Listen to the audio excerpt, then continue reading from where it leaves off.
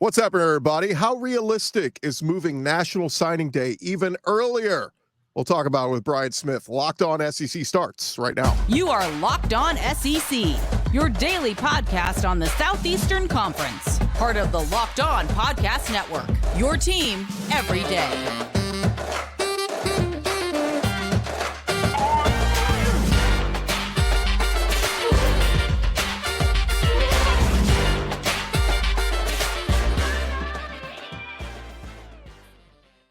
And what's happening, everybody? Welcome into Locked On SEC. It's great to have you guys along. Today's episode is brought to you by FanDuel. Make every moment more. New customers join today. Get $150 in bonus bets if your first bet of $5 or more wins. Visit FanDuel.com/LockedOn today to get started. I'm Chris Gordy. Thanks for making us your first listen every day. Shout out to our everydayers. We're free and available wherever you get your podcast and on YouTube, part of the Locked On Podcast Network, covering your team every day. Welcome in our buddy Brian Smith. He is our Locked On Recruiting Insider. Brian, good to see you, man. How you been? Busy, getting ready for multiple Under Armour camps and traveling through Alabama, Florida, and Georgia.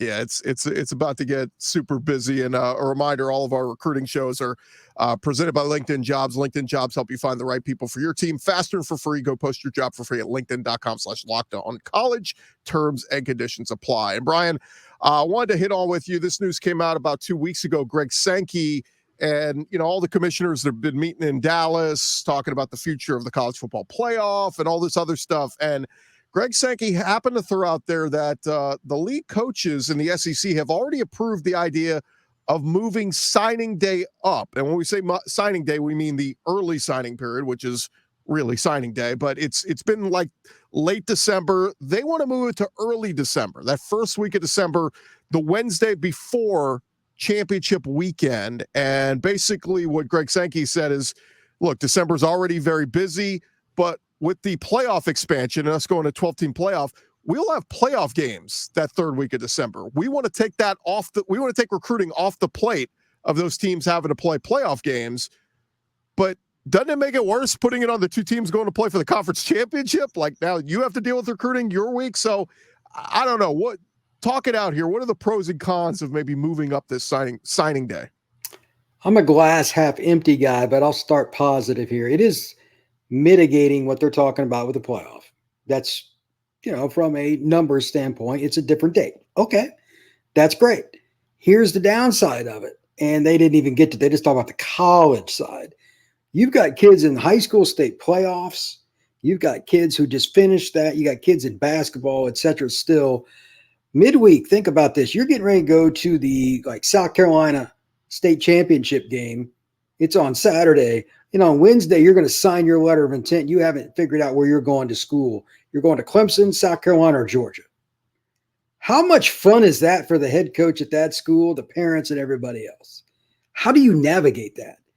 And that screws it up for the coaches because they want to visit and talk to these kids as much as they can. If you put it right there where those state titles are, the semifinals, like it's the second weekend in Florida, it's still the same hassle. It's going to be a disaster. To their credit, there is no good date for National Signing Day. This is how many good dates there are. 0. If you put it before the season, it doesn't work either. So. February was fine to me, Brian. Let's just move back to February. That means you can't have kids enrolled early. That's the problem, unless you have some kind of special deal with that. I don't know how that works. What if we did that? Early enrollees signed December, everybody else in February. The problem is 80% of them signed to try to get in. It's crazy. That's the early enrollment thing originally started for a good reason, but now they'll let anybody early enroll because those coaches want them in spring ball. Like in everything else, it ended up being something that wasn't intended to be. That's the way college football seems to work, but whatever. Your point is still not out of the way, though. Because I think it would be better for most kids if they took a little more time after the season to do it. Here's why it won't happen. College coaches loathed this entire process anyway, but the month of January the most, because they already wore out after the season. Now they got a whole month they're on the road.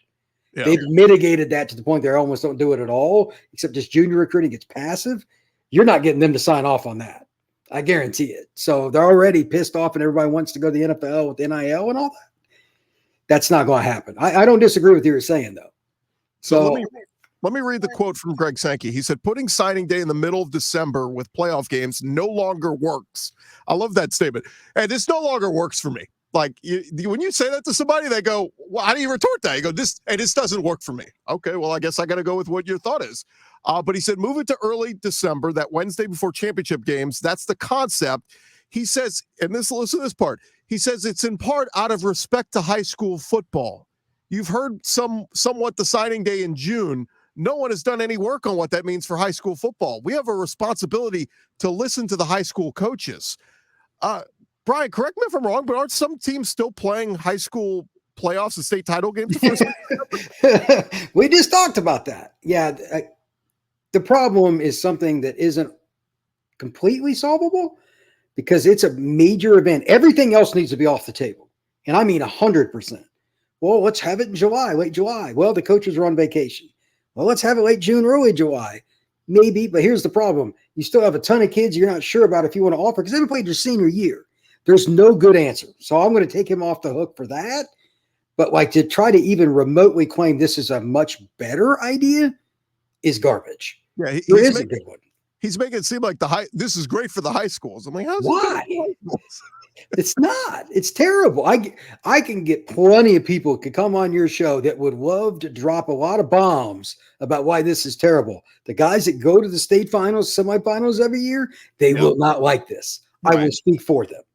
And guess where the most elite players come from? The best programs. So let me throw this in. Louisiana Tech coach Sonny Cumbie recently told Dennis Dodd, CBS Sport, quote, the hardest thing is there's no time off in December.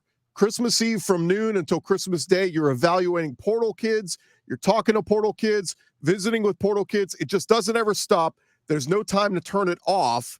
So the SEC is even kicking around the idea, according to Ross Dellinger, of making December a dead period entirely for recruiting. Well, I mean, I guess they can say it from an SEC perspective. The only way you can do that is if the Big Ten does that and every other conference. Yeah. You can't have a conference because, like, go ahead and I'll let you call Kirby. You can put him on speed dial, however you want to do it, and let it just kind of ring and let us all listen. How do you think it's going to go when you tell him he's not allowed to recruit and Ryan Day is coming down to Georgia to recruit kids in December? How do you think that conversation is going to go? So, again, everybody's going to be congruent. Good luck. I mean, since when has anybody agreed on anything in our country, let alone this kind of stuff? So I get it. Maybe if they had signing day, it would be cool with me if they had signing day. Let's say that first one, at least the nuance that everybody, if they could agree on this, we have some all-star games, like state all-star games and stuff. Coaches aren't there. The kids get it easier. That'd be great. I bet you somebody's going to put a fly in the ointment of this. It's too good to be true, Chris. Somehow this will not work. I don't know what it is. It won't work. Nicole Auerbach, she has a story up at The Athletic. It says this moving signing day, of course, to that Wednesday before SEC championship weekend.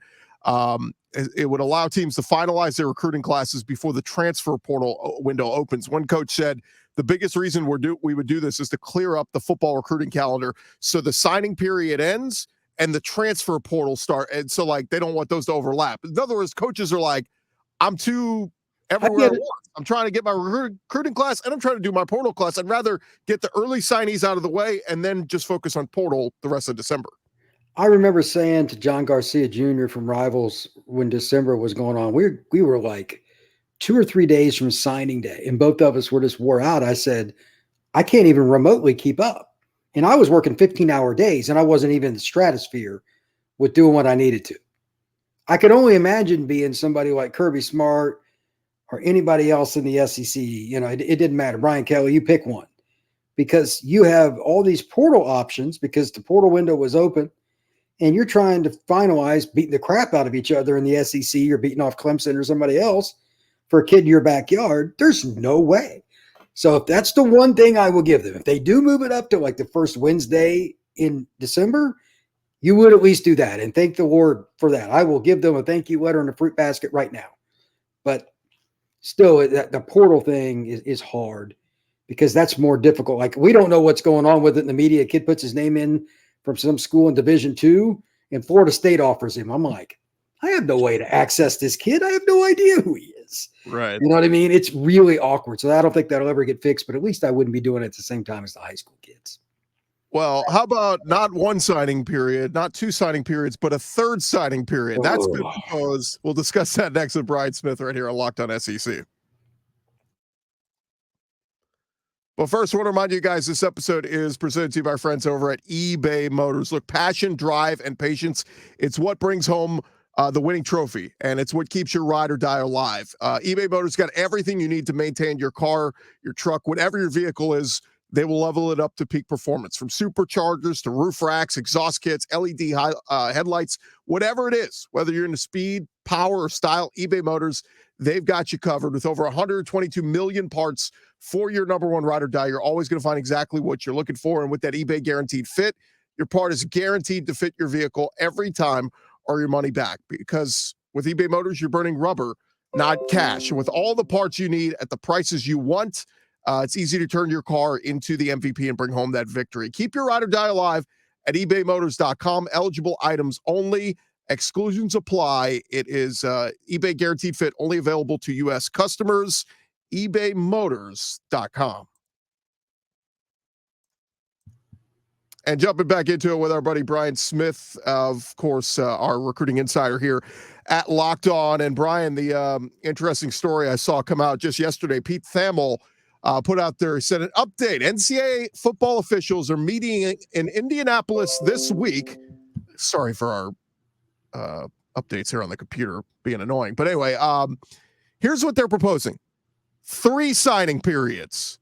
The last Wednesday in June, the Wednesday following the regular season, and the first Wednesday in February. So basically, what Greg Sankey proposed, moving the late signing day in third week of December to first week of December, still keeping our first week of February, so that stays the same, but adding Wednesday in June for kids before they even go into their senior year to sign with a school. There are a lot of pitfalls with this, and I understand trying to lessen it down the road and get kids out of the way. The problem is, as it stands now, if a head coach leaves, that young man gets the opportunity to transfer or re-sign, whatever you want to call it. The problem, though, if you let them sign early, is a lot of kids are going to fight the NCAA. It's not the head coach I'm mad about. It's the assistant coach. At what point will it end? And it'll be a bazillion of them. Kids pick schools based on relationships. I know boosters don't want to hear that. It's not the moniker on the shirt. It's the person wearing it. So I don't think that's a good idea. Plus, you also have the point, they're not seniors yet, technically. They haven't played, and there's a lot of kids that kind of pop out of the woodwork that end up being really good in SEC country and everywhere else across the country. You're not going to know about those guys, and it kind of puts them at a tough spot, some of those late bloomers. And some schools probably would wish I hadn't taken this kid because I saw this guy on the recruiting trail in the middle of October. There's some pitfalls with it. I'm curious to see what their reasoning is once we dig a little deeper. Yeah, we're just assuming all high school recruits just progress at the same rate. That's not true. To your point, there's always kids that blossom their senior year, and hey, this kid's a quick riser. And you need to worry about those kids too. It's funny. I was reading a write-up here, and it says by giving high school prospects the opportunity to sign in June, coaches can work ahead on their recruiting classes during the summer before turning their attention to transfers. So the transfer window, I'm going, nobody cares about the coaches here. Like, they're the most highest paid people in America. We don't care about the coach making $10 million a year. I don't care about accommodating him. What about the high school kids and the current student athletes? Let's do what's best for them, not for the freaking overpaid coaches. You took the words out of my mouth. And I have friends in the coaching fraternity, nice guys. But if you're making 7 figures, I do not care about your opinion on this. I don't. If like one of the $10 million coaches was sitting next to me, I'd turn and look at him and tell him the same thing. Yep. If he's got a problem with it, he can leave. I don't care. Yep. Hey, for the record, Brian and I will both take $1 million each to come help you with your classes if you'd like that. We'll come help alleviate the pain for you, head coaches. I'll take a discount. I'll do $800,000. So here's the thing. I know that in some ways this could help some kids. The problem think about politics at the federal level compared to just state. States are big, but like federal policy always fails because there's just too many people involved. It's impossible. Doesn't matter who's in charge or whatever. There's always going to be a lot of pitfalls. This is kind of like that. Everybody gets the chance if they want. They don't have to. That's the good news, to sign in June or July, whatever they end up making it. Again, too many of these kids, especially since they're minors, there's a lot of resentment. If some coach leaves, there's a lot of pitfalls for that. I need to know every single sub point. How do they get out of their letter of intent if coaches leave? And that includes assistants. I'm telling you, that is going to be a nightmare. Kids already bitch about it when a coach leaves the school, and they do it constantly. I get it. If somebody's going to give me $400,000 or $500,000 a year to do the same job, or I get a raise, go somewhere, I'm gone. It happens all the time, but kids pick coaches. If you let them sign in June and they go like 3-4 months not paying attention to recruiting, and then that guy leaves at the end of the season, they call him and say, just so you know, I'm going to another school. It's December 1st. What's that kid do? He doesn't want to go to that school anymore, and he didn't take any visits. That's a disaster. So it's rough. I don't know if there's a better answer, and I'm not trying to pick on them, but none of these are great answers because the kids aren't realistic with what they want anymore. They want to transfer. They want to start early, all of that. So I'm going to bring this back to something that everybody hates anyway on my end. The transfer portal must have a penalty for transfer. And I don't know if that's going to come back, but it's the only way to get rid of some of this. There's too many pitfalls with it. So I may be in the minority, maybe I'm wrong, but I think that's a problem that causes some of these issues with any day that you have National Signing Day. It's interesting too. The whole, correct me if I'm wrong, the whole premise of the early signing period was supposed to be for kids that, look, I already did the whole recruiting process. I grew up in Alabama. I want to go to Auburn. My grandpa went to Auburn. My dad went to Auburn. I just know I'm an Auburn kid through and through. I don't care who the head coach is. I'm coming to Auburn for the next 4 years. Whoever, coach be damned, I'm coming. Like, that was the premise of the early signing period, was for those kids 100%. To go, I've made up my decision. It's done. I'm in. Put me in December. How did we go from that to 100% of the classes signing in December? That's a great question. And somebody could probably write their dissertation on that, literally, because recruiting has evolved in a really weird way. It was 2003, 4, somewhere in there when they started having these kids enroll early, and like having more than one in a class was a big deal. Now, hell, even some of the private schools, like I think Notre Dame even had like 10 early enrollees one year. Like, it's hard to get in there. So, I mean, it's evolved to a point I never thought it would at all. The other part of it is, again, these coaches don't want to be on the road in January. I know this firsthand. They want all those kids signed. They don't have to go see them again. They don't want to worry about them flipping. That's the other part of them pressuring them to be done in December. Once you sign, you're signed. So I get it. I don't blame the coaches for that. I'm sure they get tired of being on the road, but it does make it kind of difficult. So I don't know if you can really do much about that, though. If you've got a suggestion, Chris, fire away, because, I mean, I study recruiting every day, and I don't see one. Yeah, I think the June thing is a little too much. I don't think any kid should be signing ahead of their senior season. And Joe, I remember my senior year of high school fondly. I didn't even play, football, but like, I just remember the memories of, your class trip, everything. Your senior year is special. Go enjoy it. And we're having too many kids skip that last semester of their senior year to go get an early start on college. Like, dude, college is going to be there. It's this fast track of get me in early, get me out quicker, get me to the NFL. It's like, take your time, dude. It'll be there. But I guess I'll just say this in closing on the recruiting part. Greg Sankey did say the SEC had agreed to moving signing day up to the first week of December. But to your point earlier, everybody's got to agree to it. It can't just be. It's not going to be just one conference. It's 100%. All or nothing. So while Greg Sankey's putting out there publicly, hey, we've all agreed on this. Great. You got to go get everybody else on board to do that. And I don't know if that's going to happen.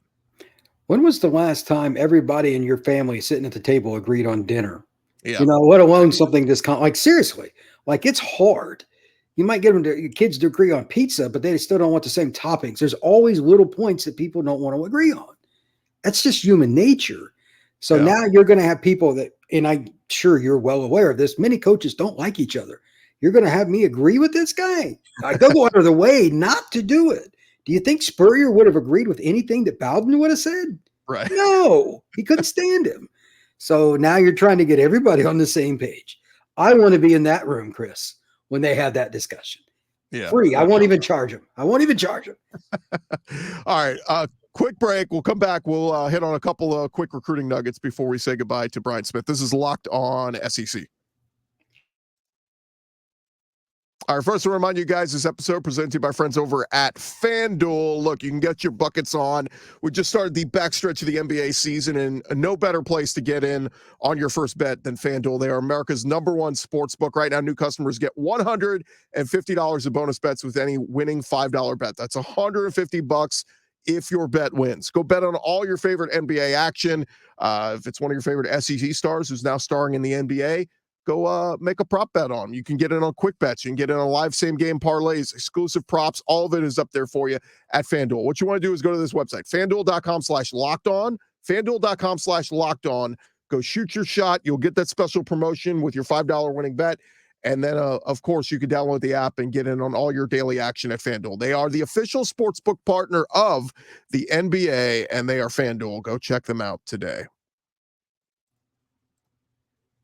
All right, one more segment with our buddy Brian Smith, of course, our recruiting insider here at Locked On. And Brian, I just wanted to touch on some kids who recently committed to SEC schools just this week. Auburn picking up a 4-star cornerback in Devin Williams out of Beaufort, Georgia. What do you like about Devin Williams? He's a hitter. He's a kid that will play in the box, even though he's like 5'9", 165, 5'10", 165. Plays at Beaufort. He's been well coached. He can play nickel, outside. He could probably play him at some point, even at free safety. Needs to add some weight, obviously, but a really skilled player. He could have went to numerous SEC programs or went up north to one of the big box programs. Chose to go to Auburn and be a little bit different. He's one of the top guys on like Notre Dame's board and all these other schools. I think he's going to play pretty early for the Tigers, and that's a big get for them. They're having another good class. Their objective is to have a top 5 class. Well, best way to do that is to go get the kid that's got 30-plus offers at defensive back at Beaufort. So great pickup for Hugh Freeze and his staff. Over at Texas A&M earlier this week, they picked up a 4-star running back out of DeSoto, Texas, Deondrae Riden. It's funny because I when I read it, I immediately thought Andre Rison. I don't know why, but 5'10", 195 pounds for Riden. It looks like a 15th ranked running back in this class. A&M always seems to go with those smaller guys. Amari Daniels, 5'9". I think Le'Veon Moss and Ruben Owens were just under 6 feet. But what do we know about Deondrae Riden, 5'10", 195? 3-down running back. He can play between the tackles and be traditional SEC dot the I kind of guy, but he'll also catch the ball. He can make guys miss or lower the shoulder. Anytime you can get somebody that can play in tempo or be in your 4-minute offense and be just as effective, that's going to help your program. He had offers from most of the programs, SEC, Big 12, etc. Big pickup for the Aggies because they're getting a new staff in here. Getting somebody like that from the Dallas area, DeSoto's on the edge of Dallas, that's an important recruiting grounds for them. I think it's important. They need guys, especially on offense, because obviously the head coach is known for defense now. That's kind of a good pickup for them in a lot of different ways. Yeah, it's so fascinating. Mike Elko. Everything I'm hearing out of the state of Texas is he's doing all the right things. All he's got to do is win. Show his brand of football is going to win, and Aggies are going to start rolling again, man. They're going to start getting a lot of those big-time recruits again. Florida Gators, they picked up a big-time 4-star interior lineman in Peyton Joseph out of Warner Robins, Georgia. It's amazing, Brian, with all the heat that's been on Billy Napier, he just continues to do a really good job at recruiting. I don't know what it is, but like I've told people this for years, Florida is conservatively to me a top 5 job when it's right for a head coach. Now, Billy hasn't done exactly all the things you need to, but it's still when you bring a kid in, selling the swamp, selling the location, the history of the SEC, all those trophies, it's not a hard sell. And they've always gone into Georgia, even when UGA was good, like right now, and took kids like this that Clemson or Georgia or Bama wanted. This kid had offers from numerous programs. Conservatively, a top 200 kid, and he's a power player at 310 pounds. There's no nice way to say this. Florida desperately needs O-line help after last year. I mean, if anybody watched that Florida State game at the end, I mean, it was sad. This is a kid that might play pretty early for them. Before we let you go, Brian, I know you're going to be taking some trips in these coming weeks, seeing some camps, and there's a lot of big name kids taking some visits. So I'll just leave it open. Any name on any SEC radars you're keeping an eye on here these next couple of weeks? Oh, there's a bunch, but I mean, there's a kid I'm going to be seeing. There are several actually this week at IMG's at Pro Day. They're having a bunch of us down to see it. Owusu Boateng, a linebacker who can go to any school in the country. Gavin Nix, the guy that plays right next to him. But the kid I'm most excited about, and I can't wait to see in the fall, is a kid from Mississippi. His name is Kylan Deere. The running back out of Quitman is shot out of a cannon. He looked tremendous at the Atlanta Under Armour camp. He can go to any school he wants. Ole Miss is desperately trying to get him. Auburn wants him. Miami wants him. You name it. Every school in the country is trying to get that kid. I think he's the best running back in the land. He's out of just a random small town in the state of Mississippi. One more thing before I let you go. I don't know. Did you see some of the video coming out of Auburn's camp? Cam Coleman, the 5-star receiver. I mean, he just looks like an absolute stud. A man amongst boys. Crazy to think what that kid's going to do just as a freshman at Auburn. But man, if he sticks this thing out 3 years from now, will be one of the best wide receivers in the country. When I walked into Auburn's practice, the first player I noticed was Cam. I'm like, that's Cam. Because he just stood out. Like, I mean, I know him, but like, he's 5 inches taller than a lot of the other receivers. Auburn has a little size disadvantage, but like, he looks like he's 22 years old. Yeah, he's going to play right away. He'll start by game 2 or 3 is my guess. I'm sure he'll have some mental errors here and there, but he does things that most human beings can only think about, and he makes them look pretty routine. Brian, we always appreciate the time, man. I know you got to run. Let everybody know where they can find your stuff. FBS Scout_Florida on Twitter. Yeah, that's exactly right. Auburn Daily, doing a lot of stuff with Auburn, covering the Tigers right now, and it's a blast. Really looking forward to it. They're putting together a pretty darn good recruiting class. And there'll be a lot of stuff all over my Twitter, random schools, because this stuff with the camps, man, you don't know where these kids are going to come from, who they got offers from. That's why you go. Well, for your peace of mind, I hope there's not a third signing period. Brian, appreciate your time, man, and we'll do it again real soon, all right? I appreciate it, sir. All right, that's Brian Smith there of our Locked On Recruiting Insider here, and does a fantastic job. Always appreciate him joining us. Before we wrap up today's show, did want to just hit on a couple other guys we didn't have time to hit on with them. Tennessee recently had a 3-star wide receiver out of Collierville, Tennessee, Joakim Dotson. Josh Heupel, always, great track record with adding wide receivers. Arkansas picked up the 4-star D lineman Carius Kern recently, and then Auburn added 3-star tight end Hollis Davidson. So those are just the most recent SEC signees, and of course, there's going to be a lot of other guys to keep an eye on here in the next couple of weeks. We'll have some more commitments, but man, the big news yesterday coming out of the recruiting world, literally right as we were getting ready to tape with Brian, was, college football wanting to add a third signing period, and a lot of people saying it would be a sensible fix. But I don't know if that's a fix to say, hey, high school kids, sign with us in June before you even start your high school senior year. Again, maybe for early enrollees, it makes sense, but I don't know how that helps the high school kids. So remember, we're talking 17-year-old kids, 16, 18, in some cases, depending on if they're young or older. But, to have a high school, you can be a commit. You could commit to a school, but to have to sign on the dotted line and say, that's it, I'm coming, and that's that, is I think that's a tough ask to do over the summer. So, man, it's going to be crazy to see what happens. Again, what happens here is, remember, the coaches, complained up to their commissioner, Greg Sankey, and then Greg Sankey takes all the coaches' opinions collectively and says, all right, well, let's make a decision. Here's what we're going to do. But again, to move the signing days, or, move signing day from late December to early December, it's got to be a collective thing. Everybody's got to agree on it. It just can't be the SEC doing that. So it's, again, going to be crazy to see what happens here. But yeah, all this stuff you're hearing, this isn't just Greg Sankey going willy-nilly going, oh yeah, this was my decision I came up with. No, he's getting this from his coaches across the SEC, and they're telling him, we want December is crowded enough. It's busy enough. If we can get out of having to deal with putting together a recruiting class while we're prepping for bowl games or playoff games and all that, it would make it a lot easier. And the transfer portal. I think that's the whole other thing too, is it has been floated out there, maybe closing the transfer portal in, December after the season ends, and only doing it post spring. But I've brought up the scenario. What happens if you're a player that you're just butting heads with your coach and it's a bad situation and you want to get out of there? You're telling that kid he can't leave in December. He's got to stick around and wait all of the next spring and stay at school, another semester of school he don't want to be at, playing for a coach you don't want to play for, all to get post-spring when then he can enter the transfer portal. It's not a good situation for the kid. And again, I get it. You can go back and say, well, he should never sign with the school, but look, this is the day and age where things change. Coaches are changing constantly. Like Brian, to his point, assistant coaches are changing constantly. Go look around the SEC and tell me how many OCs and DCs were in this spot at this school 2 years ago. Yeah, I mean, the whole landscape has changed. Head coaches are changing every year.